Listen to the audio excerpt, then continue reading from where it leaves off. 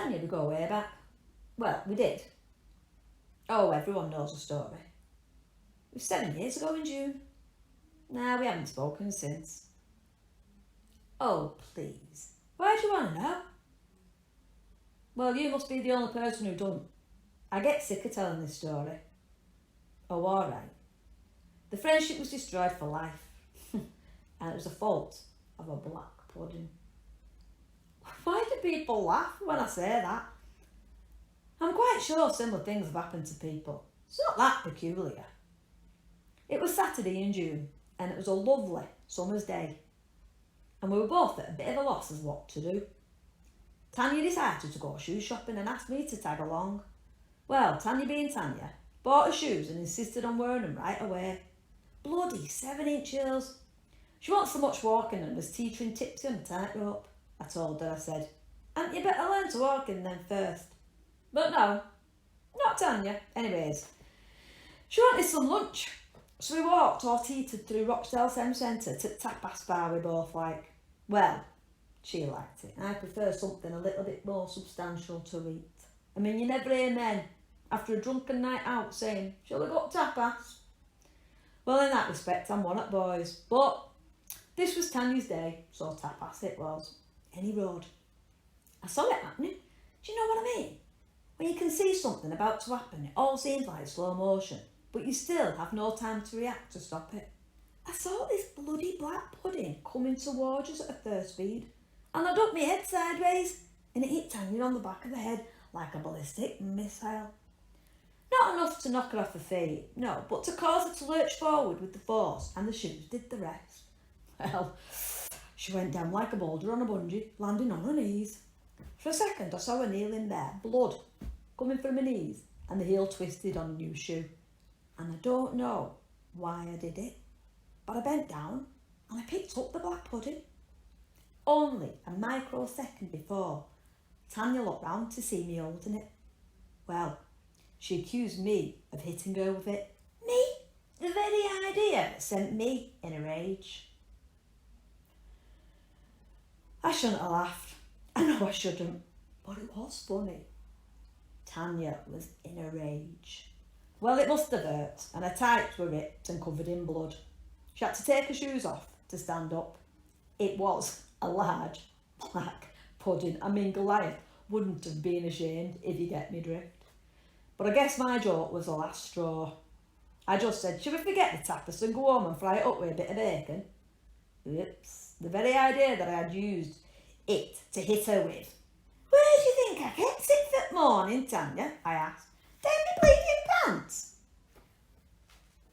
She was so mean to me for no real reason. I decided on the spot.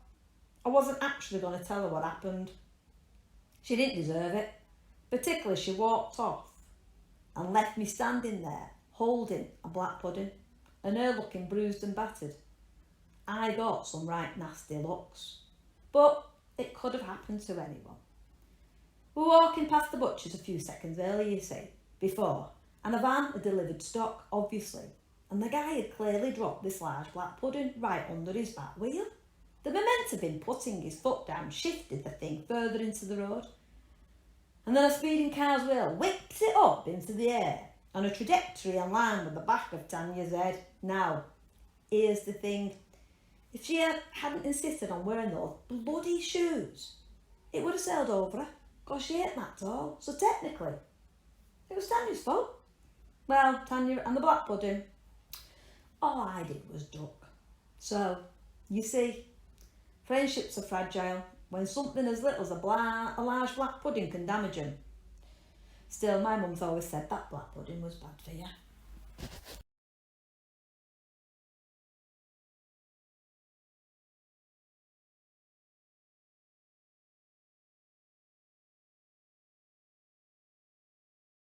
I don't actually want a biscuit, I mean. And will you please stop calling me that? It was funny when we were little. So, yes, you're my brother, but I mean, can't you just grow up a bit now? What? You're 36 for God's sake, and I've had to put up with you all my life. Why can't you just find a nice girl and get married like everyone else say? Look, Just do me a favour, little man, and go and play in the street. Go on. Just go while I have a talk to these nice people. It's sad, really, that I feel the need to talk to him like that. It's not his fault, to be fair, but it just grinds me down. It really does. I've got kids of my own now, and I just feel like I've got an extra one with him. When our parents died, it was left to me to look after Richie. Oh, I fought against that at the time. I was 22, just got engaged, and had my whole life ahead of me. And then suddenly, I've got this 16-year-old with a major attitude problem to take care of. I know what you're thinking. He had every reason to have an attitude and a chip on his shoulder. Yeah, perhaps he did. But what about me? What about me, eh? Would you have done the same if the situation was reversed? Doubt it. But then lads are not like girls, are they? They fly the nest and never look back. Do you know, I can't remember him ever saying thank you. No, not for anything. He just takes it for granted all the damn time. No way. Can you imagine what my life would have been like if he lived here with us? Oh yeah, the kids love him, but they're too young to know about the struggles of caring for someone in a wheelchair. They love to ride down the street on his knee, screaming for him to go faster. Oh, bloody hell, I wish he'd stop doing that. But they just see him as funny Uncle Richie. Well, not uncle. There's a trend that's died out over the years, isn't it? No one calls anyone auntie and uncle anymore. It's as if respect's gone out the window. I don't mind really, I guess. Still, when I was little, everyone was our auntie and uncle, even the neighbours. It was a sign of respecting your adults. My dad would have battered us if we were rude to our elders and betters, as he would say. Dad blamed himself for Richie, but it wasn't his fault really. The truck that hit Dad's car didn't see it coming round the bend. And it certainly shouldn't have been speeding either. Oh, Dad walked away fine, and thank God Richie had a seatbelt on. But the sides of the car caved in like a tin can and completely mangled his legs. The damage to his spine was irreversible. I do feel sorry for Richie, honestly, I do. But God, does he milk it. And he has done all his life. He's got this chip on his shoulder because he always blamed Dad, and it really wasn't Dad's fault. My poor father never got over it, and Richie rubbed it in time and time again. And the arguments it caused between Mum and Dad when he tried to defend himself, they were constant. But shit happens, doesn't it? Other people can get on with their lives, so why can't he? He vowed to take revenge on those that hurt him. He often said that someone needed to pay for the destruction of his life. He's used his disability to mope and to run me and my poor legs into the ground ever since our parents died. Richie hated them once he became housebound. Not that he was ever housebound, really, but he liked to play the wounded soldier. Oh, he did it to great effect. It's a strange thing, life, isn't it? I mean, Richie might have been disabled, but the house fire that killed my parents didn't kill him.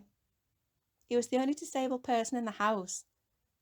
The only one to escape. Strange that, don't you think?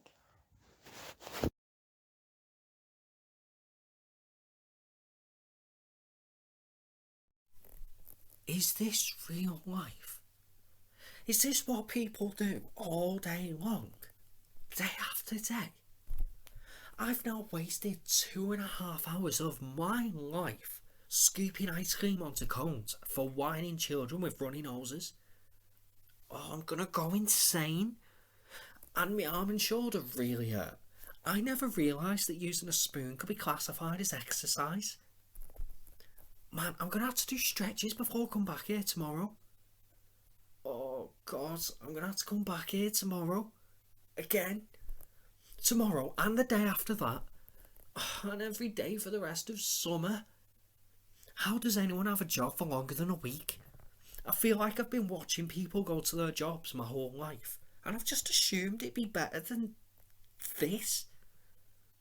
Why have I been spending 7 hours a day in school learning vocab and science and calculus? I don't even use algebra here. I just type buttons into a cash register. Oh, great. Here come 4 more kids. I'll ask them the exact same questions. 1 scoop or 2? Regular cone, sugar cone or waffle cone? Do you want a sample? This can't be right. People weren't meant to live like this. There's supposed to be more to it than repetition. This must be a nightmare. No, this must be hell. Oh, God, no. It's adulthood.